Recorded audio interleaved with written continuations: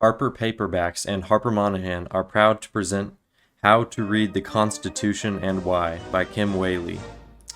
This is an Iliotibial band sleeps reading. Chapter 2.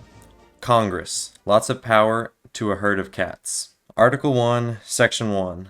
All legislative powers herein granted shall be vested in a Congress of the United States, which shall consist of a Senate and a House of Representatives.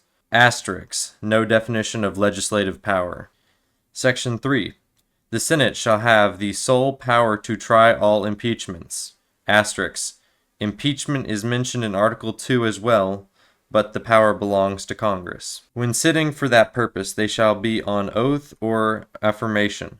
When the President of the United States is tried, the Chief Justice shall preside, and no person shall be convicted without the concurrence of 2/3 of the members present. Judgment in cases of impeachment shall not extend further than to removal from office and disqualification to hold and enjoy any office of honor, trust, or profit under the United States. But the party convicted shall nevertheless be liable and is subject to indictment, trial, judgment, and punishment according to law. Section 8. Section 8 expands Congress's powers while Section 9 limits them. The Congress can have power to lay and collect taxes, which is one of 3 pillars of congressional power to tax, borrow money, and regulate commerce. Duties, impost, and exercise, to pay the debts and provide for the common defense and general welfare. To pay the debts and provide for the common defense and general welfare of the United States. But what does general welfare mean, and who gets to decide? But all duties, imposts, and excises shall be uniform through the United States. To borrow money on the credit of the United States, another of the 3 pillars of congressional power.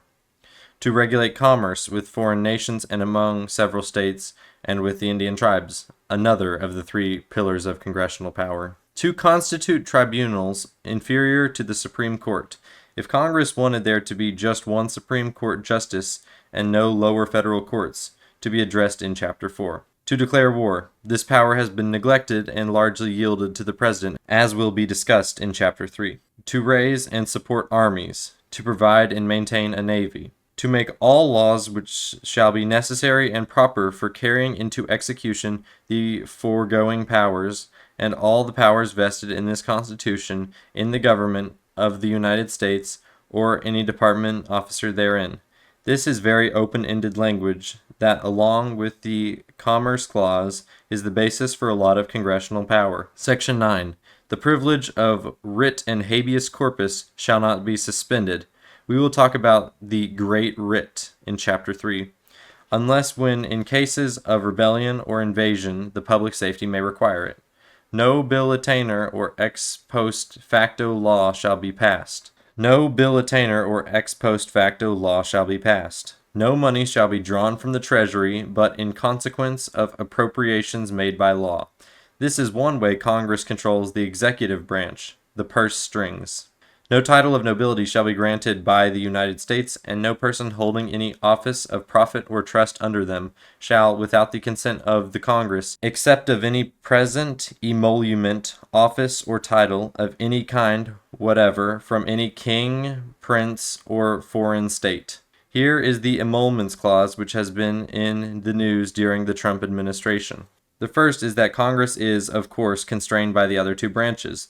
The framers were particularly worried about too much power accumulating in the legislature, which James Madison characterized as everywhere extending the sphere of its activity and drawing all power into its impetuous vortex.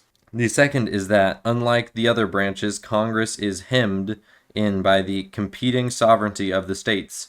We will return to what the Constitution says about the states in Chapter 9, but for now keep in mind that there is another power struggle going on here. If Congress can't do something governmental under the Constitution, that power goes to the states. This concept of sharing power between sovereigns is known as federalism, and it's an important one for limiting what could otherwise be an overpowering Congress. As with most other questions of constitutional interpretation, however, the Supreme Court has not taken a consistent approach to federalism. Do we need a strong national government to address modern problems in a consistent way for all people involved? Or should key issues of personal consequence, such as healthcare, safety, education, immigration, abortion access, and voting procedures, be left primarily to the individual states to address?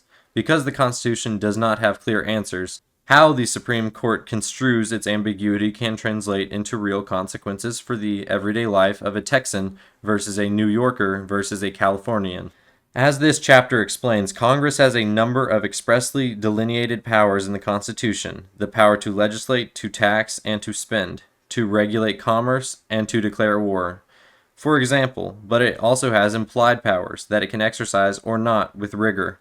The Constitution says nothing about Congress's ability to haul people before its chambers for a public grilling, for example.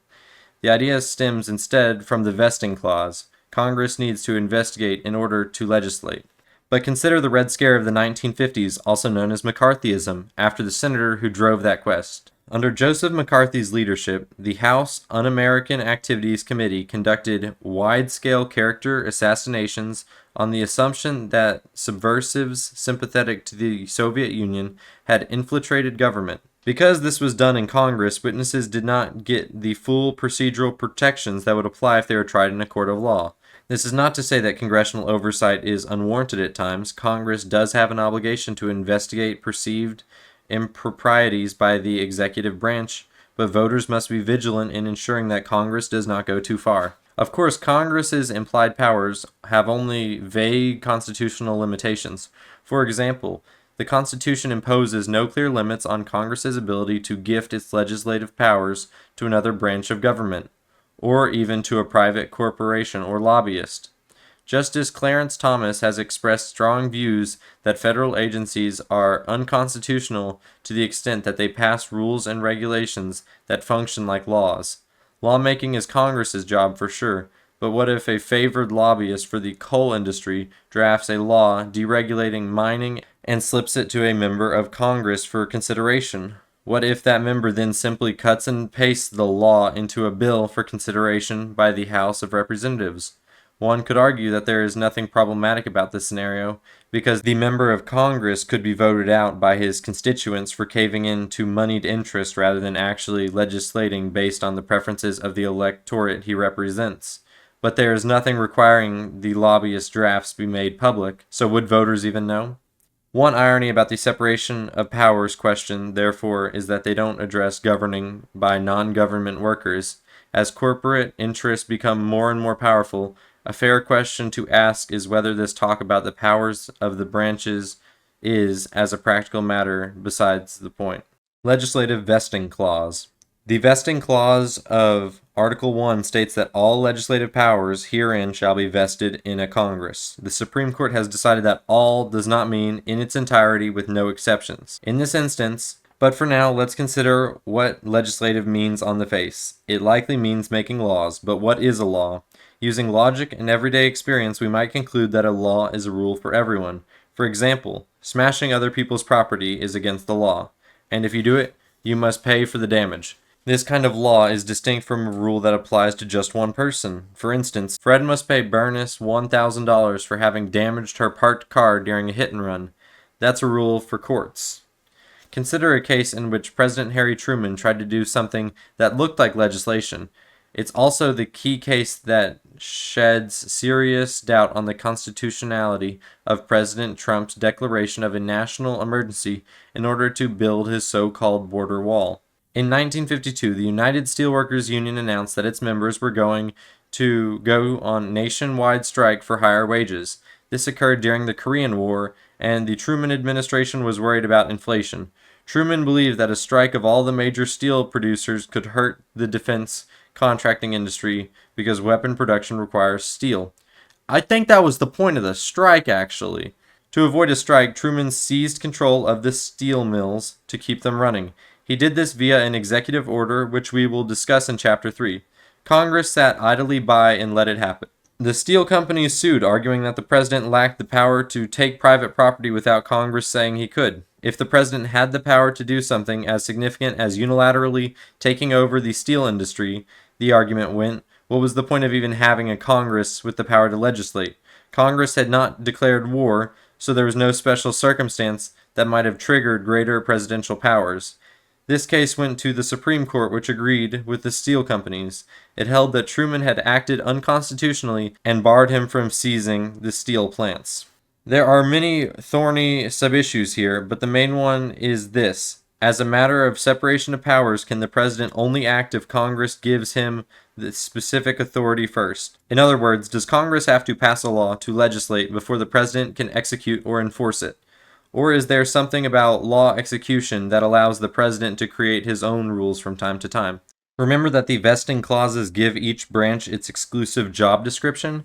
Each branch also checks the other branches. It grades their papers, so to speak. These two concepts are often at odds. Think of a professor in a university. If she is uncomfortably innovative but extremely good at teaching, like Robin Williams in the movie Good Will Hunting perhaps, we don't want much checking of her actions by school administrators. We want to let her do her thing. But if she is a terrible teacher, even if she sticks to conventional methods, we want checking. We want accountability. By the same token, if the president is doing something we don't like, we want the courts and Congress to check, check, check. But if we like what he's up to, we want separation. We want the other branches to leave the guy alone and let him do his job. There are lots of justifications implicit in the Constitution's text for one route or another, but none is definitive. And if power goes unchecked, it's harder to check the exercise of the same power by a different person later. Drawing clear boundaries around the vesting clauses, keeping each branch in their respective sandbox, is one mechanism for checking and separating. We will return to the difference between law execution and lawmaking in more detail when we talk about the president's powers under Article 2. For now, the long and short of the meaning of legislative under the vesting clause of Article 1 is that the president makes laws too. In 1952, the court wasn't so willing to bless Truman's broad exercise of presidential power. In that case, known as Youngstown Sheet and Tube Company versus Sawyer, the justices issued 7 separate opinions, which most scholars summarize into 4 distinct views of the line between legislating and executing. The first theory, reflected in the majority opinion by Justice Hugo Black, is that the president can act only if there is clear constitutional or statutory authority. Think of a police officer. She can ticket for someone driving at 65 miles per hour if the speed limit is 55, but she can't issue a ticket for driving 65 miles per hour if the speed limit is 70. The speed limit is established by the legislature. It's a rule that applies to everyone, prospectively from the time it is created. The police enforce that law. Likewise, Theory 1 goes, Congress creates binding policies and the president carries them out. Vesting means exclusivity, not sharing.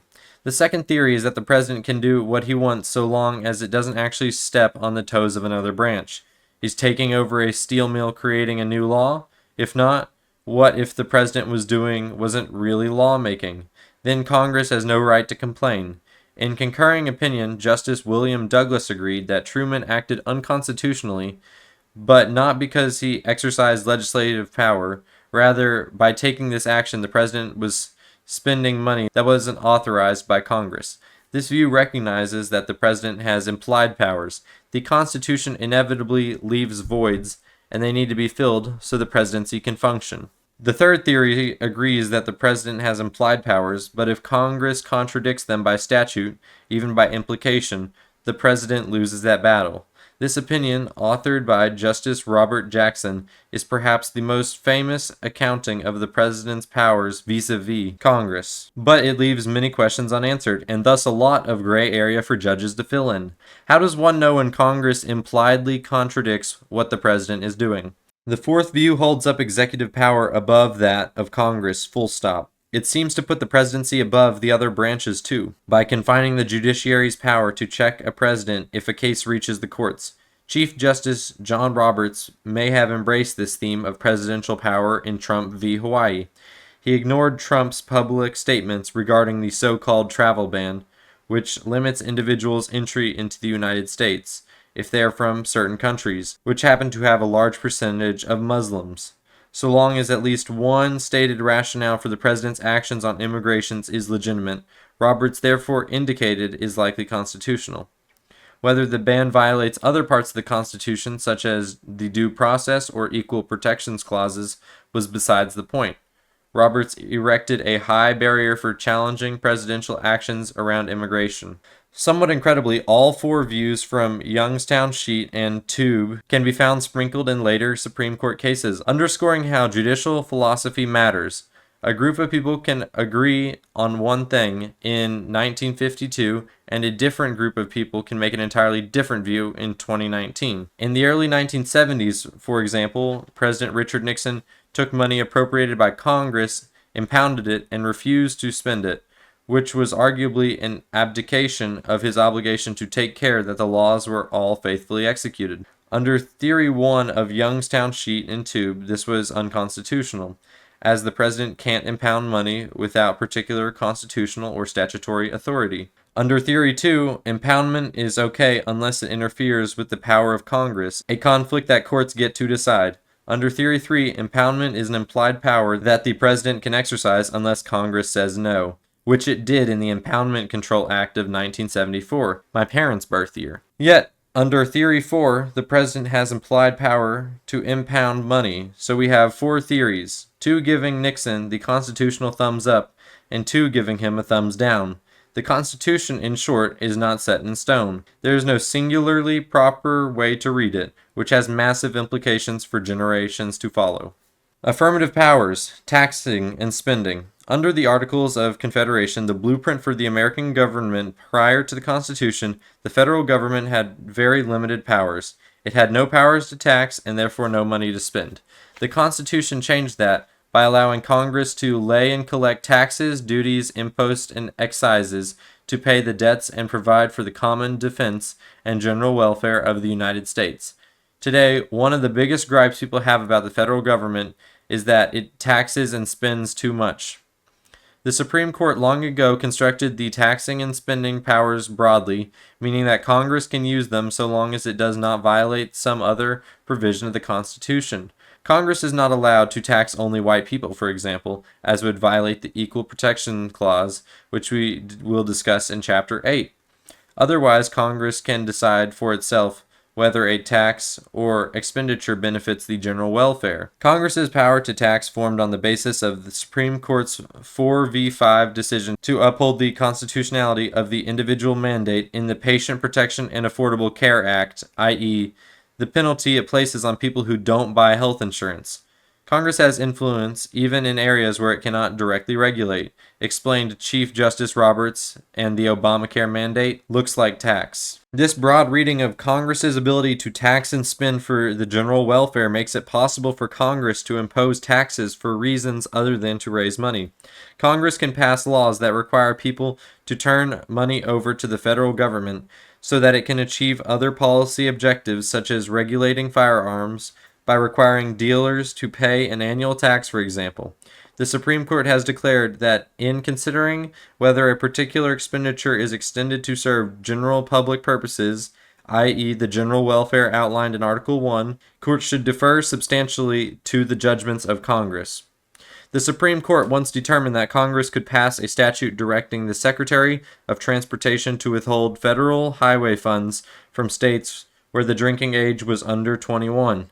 We can readily conclude that the provision is designated to serve the general welfare, the court wrote, as Congress found the differing drinking ages in the states created particular incentives for young persons to combine their desire to drink with their ability to drive, and that this interstate problem required a national solution. It didn't have to go this way. The court could have read that taxing and spending power more narrowly, limiting it, for example, to revenue raising inherently federal spending, which the drinking age doesn't seem to entail. Like many other battles around constitutional language, this one does not involve lines drawn by the text itself. The text is silent. Opposition camps cluster around other battle lines, such as the power of the states versus that of the federal government, the dangers of underage drinking versus the ability of individual states to regulate themselves, the ability of Congress to construe its own general welfare power versus looking for an independent source of that definition, and so on. Oftentimes, which factors matter to you most are what determine which side you are on in a constitutional case, not the plain language of the Constitution. So, when people talk about the benefits and downsides of appointing judges who will rely on policy judgments rather than on the Constitution's plain text and tradition, they are setting up a false dichotomy. You now know why. The big enchiladas, regulating commerce and the necessary and proper clause. In defending Obamacare, the government also argued that the individual mandate was legal under Congress's powers, first to regulate commerce and second to make all laws which shall be necessary and proper for carrying into execution the foregoing powers. I call these the big enchiladas because they together form the basis for a significant exercise of nationwide power by U.S. Congress, power that would otherwise be left to the individual states. Let's start with the necessary and proper clause of Constitution. In a case called McCock versus Maryland, the Supreme Court decided that Congress has lots of implied power under the Constitution, including the power to create a national bank of the United States, which the states could not tax or regulate. Keep in mind that in 1819 there was a power struggle going on between the newly formed federal government, barely 30 years old, and the states. States had adopted laws taxing the U.S. bank or banning it within state borders. Maryland's attempt to tax the U.S. bank reached the Supreme Court. Chief Justice John Marshall took the opportunity to pontificate the powers of Congress to create the bank in the first place. Justice Marshall pulled out a tool of constitutional interpretation that judges rely on to this day, invoking historical experience as a gloss on what the Constitution means. Because Congress created the bank after much debate, he reasoned, the bank was probably valid.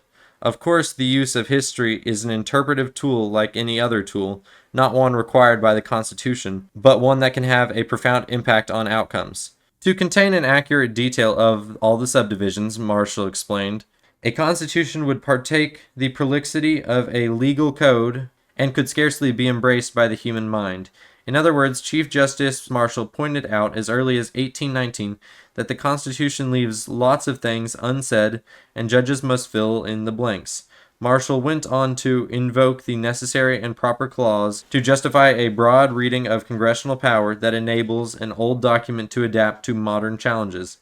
In his view, Congress must act within the other limits of the Constitution, and consistent with its spirit, an approach to constitutional interpretation that looks like its underlying values and objectives as well as its plain language. Marshall could have instead looked to the word necessary as in required or essential, and he decided that a federal bank would be constitutional only if it was essential. Of course, what is and is not essential itself is a squishy question, but to this day the Supreme Court has mostly equated necessary with useful, not essential. This more flexible reading of the term has enabled Congress to do things like create the vast administrative bureaucracy, i.e. federal agencies, that sprawls across Washington, D.C., among many other things. Marshall construed the word necessary to give Congress and judges lots of leeway on the rationale that it is made in a constitution intended to endure for ages to come and consequently to be adapted for the various crises of human affairs. Now back to Obamacare. Remember, it requires insurance companies to provide coverage regardless of pre-existing conditions and forbids them from capping lifetime payments. Without the individual mandate, these requirements would have set up a lose-lose proposition for insurers. People would just wait to get insurance until they got sick. The statute would still protect them against insurance companies cutting off benefits, and people could achieve this benefit without paying premiums into the system, which insurance companies need in order to afford the statute's mandates in the first place. So, would Marshall's construction of the necessary and proper clause authorize the individual mandate? One can certainly argue that it's useful for creating a healthcare system with greater access. Enhancing health insurance coverage for all Americans is also arguably within Congress's broad general welfare powers to do. In an opinion written by Chief Justice Roberts, however, a 5-4 majority of the court said no and put a caveat on the necessary and proper clause that clipped Congress's wings. Congress can't use the necessary and proper power, the court decided, unless it's tied to another power in Article 1. The necessary and proper power could be added on to another power, like a piggyback power, but it isn't a standalone source of congressional power to do things.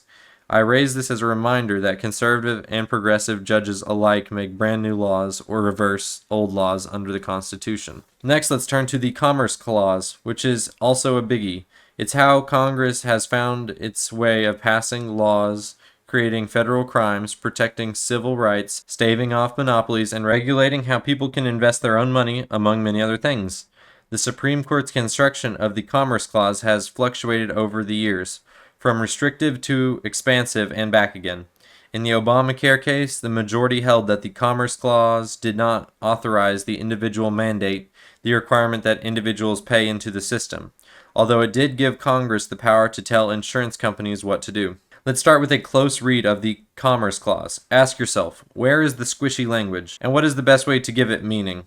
Considering commerce, our friend Chief Justice Marshall began that very conversation nearly 100 years ago in a case called Gibbons v. Ogden. New York had given two guys a monopoly to operate steamboats in New York state waters. A competitor jumped in with his own ferry, claiming that federal law licensed him to operate vessels in the coasting trade, and that the federal law overrode the monopoly allowed under New York law. New York's courts ruled for the monopoly, and the Supreme Court reversed the decision, finding that federal law was the boss, so the competitor could run his ferry without worrying about the state law monopoly.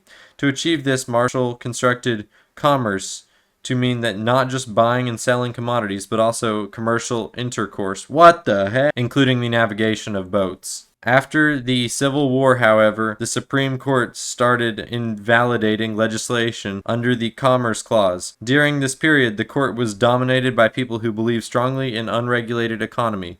To tamp down on Congress's power, the court drew what looked like arbitrary distinctions between early stages of commerce and later stages. To strike down wage and hour legislation for coal miners, for example, it reasoned that plainly the incidents leading up to and culminating in the mining of coal do not constitute intercourse. What? For purposes of trade, the employment of men, the fixing of their wages, hours and labor, and working condition constitute intercourse for the purpose of production, not of trade. In a word, the difference between production on the one hand, not okay for Congress to regulate, and trade, good to go, can hardly be drawn from the text of the Commerce Clause itself. So imagine that Congress passes a criminal statute that makes petty theft a federal felony, meaning the perpetrator could land in jail for a year or more if the person doing the stealing has a firearm. Usually theft within state borders is handled by state law and state courts. A 17-year-old kid robs a local convenience store in Orlando. He is arrested in the parking lot with a gun in his jacket and charged a federal crime, which carries a longer potential prison sentence.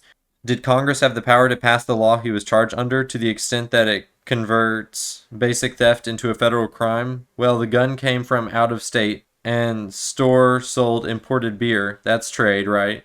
So even though the robbery occurred entirely within Florida, and the money was immediately returned to the store owner, the kid was charged with a federal crime. That's a pretty vast conceptualization of Congress's power over commerce. The rub with the Commerce Clause is that courts cannot legitimately read it to capture everything that has a tangential impact on commerce. That would leave little for the states to regulate, but sometimes Congress passes national legislation that's not expressly authorized in the Constitution, but is good for the country. Such power is often found in the Commerce Clause. We want Congress to have enough leverage over national commerce to do good things, but not so much that its power becomes unlimited. Drawing meaningful and intellectually honest limits is hard. For a chunk of the 20th century, the Supreme Court again tolerated an expansive view of Congress's power on the theory that all states of businesses are fair game. As a result, Congress pretty much did what it wanted to for several decades. To many, this was a good thing. Congress passed the Civil Rights Act of 1964, which prohibits private employers from discriminating on the basis of race, gender, or religion. The government is already prohibited from engaging in such discrimination under the Constitution itself, but the Supreme Court held that the Equal Protection Clause and other parts of the Bill of Rights don't bind private parties, so the companies were free to discriminate prior to 1964. The court upheld the Civil Rights Act on the rationale that voluminous testimony before Congress presents overwhelming evidence that discrimination by hotels and motels impedes interstate travel.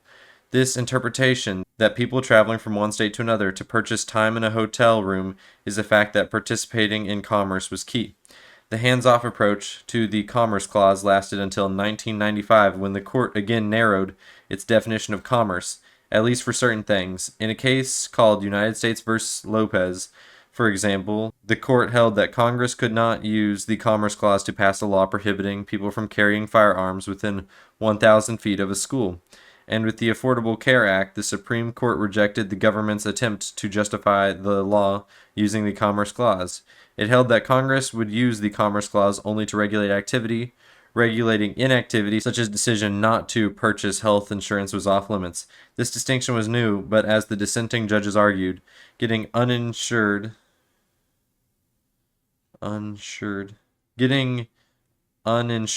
medical care in emergency rooms does constitute activity, and Congress estimated that the cost of uncompensated care raises families' health insurance premiums on the average by over $1,000 per year. Why wasn't that price tag treated as commerce? Given the squishiness of Commerce Clause, why didn't the court just bow out and have Congress's back on this one? The answer probably had something to do with the fact that judges are people with their own views on what the Constitution should say. Keeping tabs on the executive, emoluments, and impeachment. Article 1 has some provisions that allows Congress to keep tabs on the other branches. These are summarized in the separation of powers chart contained in Chapter 1. Here's a bit on the other two ones, the emolument clause and the impeachment power.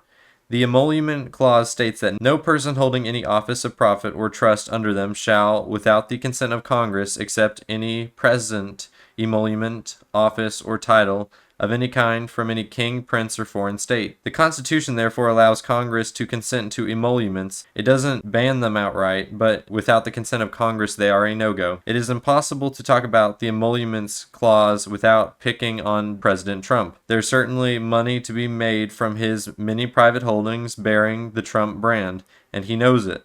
With his predecessors, the emoluments issue didn't come up because they adhered to soft norms of financial disclosure and divestiture of holdings in order to avoid conflicts or perceived conflicts of interest. Team Trump had tried to get around the emoluments clause by arguing that the term present doesn't mean income from foreign governments who book stays at one of Trump's hotels. Can this be correct? For starters, we might look at a common definition of the noun present, a thing that is given to someone as a gift. This definition might exclude commercial transactions such as securing a place to sleep for the night in exchange for money. After all, as a standard political gift at the time of the Constitution's founding, Louis XVI offered a portrait surrounded by diamonds, which was perceived as a potential bribe.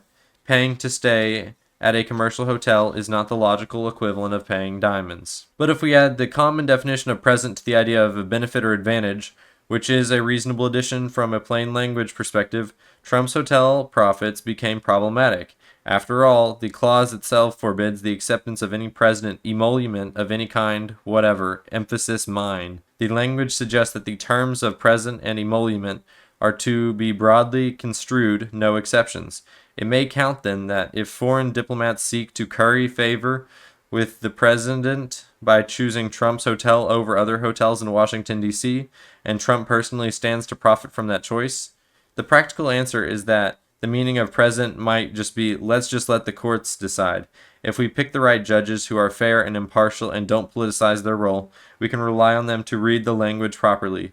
There are a few problems with this solution, as we will discuss in Chapter 4, because the Constitution limits judicial power in Article 3's sandbox. Supreme Court case law over the course of decades has developed so as to ensure that only parties with a proverbial broken arm can bring such a lawsuit. Not just generally concerned, but individually injured citizen. Concerned citizens must go to Congress, but it already has a law on the books called the Foreign Gifts and Decorations Act. Since its enactment in 1966, the law and regulations have provided guidance on what types of gifts for federal officers or employees can receive. Violations carry up to a $5,000 penalty. During much of the Trump presidency, Congress has been on the sidelines when it comes to the emoluments clause and has failed to legislate a requirement that presidents release their tax returns to the public. Moreover, Congress has a lot on its plate. Constituents have many pressing concerns that they expect elected officials to address. A president's conflicts of interest may be so far down the priority list that galvanizing a coalition of enough members of Congress to make a concrete difference on the issue becomes a lofty, if not impractical, goal. Thus, the federal courts appear to offer the most viable avenue for getting today's presidents to pay attention to the emoluments clause. Let's assume that a proper plaintiff is found, and that after months of hard-fought and expensive litigation, a judge issues a ruling that President Trump has violated the emoluments clause by retaining a financial interest in his D.C. hotel while in office. Maybe the Trump organization would divest itself of everything going forward, but Trump could also refuse to comply with the order on the theory that it's unconstitutional, or comply very narrowly, leaving many of his conflicts of interest in place unless and until more litigation is won against him. The question lingering in the emoluments clause is whether it has any meaning today. If the term present doesn't include more modern means of wealth transfer, we might as well put a red line through this part of the Constitution. That's because if the emoluments clause is not enforced, it is meaningless, and likely unenforceable the next time a president decides to push the limits of what it could mean. Last, a few words about impeachment. The ultimate check on any employee, including the president, is termination of employment. Congress gets to fire the president by impeachment. Some people believe that any other sort of process, such as criminal indictment and possibly a jury trial, would be unconstitutional, even if a president clearly committed offenses that amount to crimes under state or federal laws. There are a few hard and fast rules in the Constitution, but there is little question that the framers wanted to counteract corruption by office holders. If a criminal indictment is necessary to effectuate the overall objective, the counterargument goes, so be it. Note that Congress can impeach a number of different people: the president, the vice president, and all civil officers of the United States. The House of Representatives has the actual power to impeach, which basically means that they can issue charges that go on a quasi-trial in the Senate. For Presidents Nixon and Clinton, things that went beyond the articles of impeachment. Nixon resigned when it became clear that he would lose in the Senate. In Clinton's case, the Senate acquitted him. The Constitution provides the standard for impeachment: high crimes and misdemeanors, but it provides no definitions. A narrow view of this language might tie the impeachment clause to actual crimes, that is, Congress can only impeach a person if he could be tried and convicted in a court under a statute or other law that makes what he did a crime. But impeachment is a political decision, so Congress decides what counts. The Constitution doesn't give much guidance about how an impeachment process must go. We know that 2/3 of the Senate must agree to convict, and if the president is the subject, the Constitution makes clear that the Chief Justice of the Supreme Court presides over the process. For impeachment of other officers, the Constitution is silent. There are more unanswered questions here. Can the Senate select a representative number of senators to hear the evidence submitted during an impeachment trial, much like a jury? Does the evidence submitted to the Senate have to comply with some set of rules to ensure that it is reliable and accurate versus the dreaded fake news? Must the proceeding be public? And if so, should cameras be allowed? In making these calls, how much does Congress have to adhere to historical practice?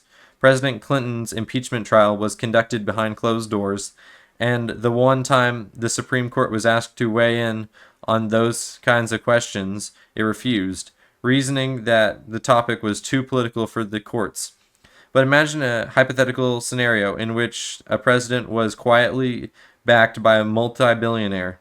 That person pays off more than 1/3 of the Senate and tells them to vote against impeachment no matter how deep the corruption in the White House. Everyone knows about the illegal payments. The voters can't do anything about that until the next election, which could be years away. The Department of Justice does nothing to investigate or prosecute the bad deeds because the president is in charge of the executive branch, and therefore the Department of Justice. Should the courts refuse to do anything on the vague theory that it's all too political? The no response would again find support in the notion that Constitution must be enforced for it to have any meaning. If it takes something other than impeachment to achieve that with respect to a particular president, then the integrity of the government is worth it. But the Department of Justice has taken the written position that a criminal trial of a sitting president would be unconstitutional. Both special counsels who investigated President Nixon, a Republican, and President Clinton, a Democrat, disagreed. In all likelihood, it's Congress that will and should remain the sole cop on the block when it comes to holding presidents accountable for wrongdoings between elections, and Congress answers to the voters. So if accountability is to be had at the upper levels of the executive branch, individual voters need to care enough to make that urgency clear to their elected representatives. And that was Chapter 2 of How to Read the Constitution and Why by Kim Wehle.